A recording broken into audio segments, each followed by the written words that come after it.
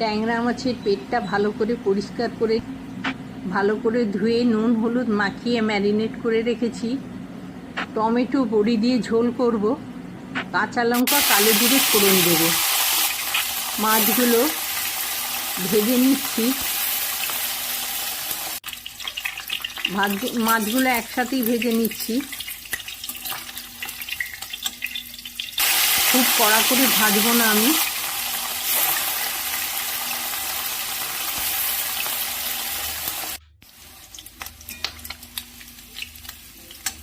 মাছগুলো ভাজা হয়ে গেছে, আমি মাছগুলো সব তুলে রাখলাম।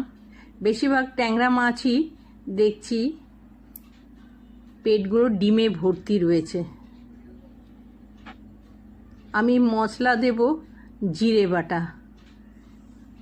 আমি একটা কড়ার মধ্যে বড়িগুলো সব ভেজে নিচ্ছি। এটা বিউলির ডালের বড়ি।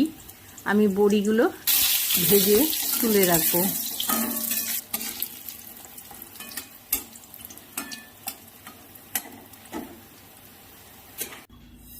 এবার বাকি তেলের মধ্যে কাঁচা লঙ্কা আর কালো জিরে ফোড়ন দিয়ে দিলাম।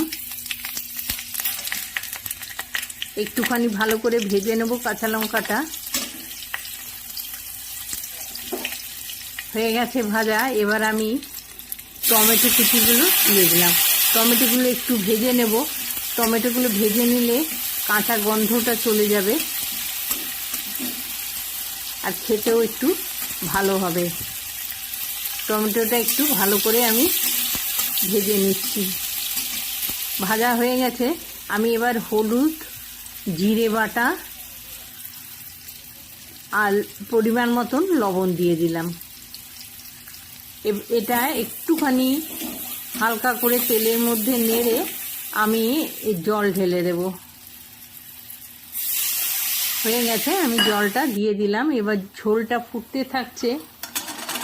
আমি বড়িগুলো দিয়ে দিলাম।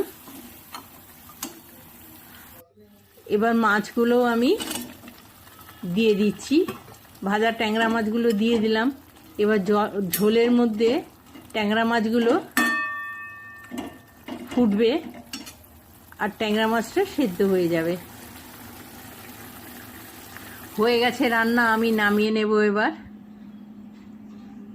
নামিয়ে নিয়েছি। খেতে খুব সুস্বাদু হয়। বড়িটা দেয়া আছে বলে খেতে খুব ভালো লাগে। ঝোলটার খুব ভালো টেস্ট আসে।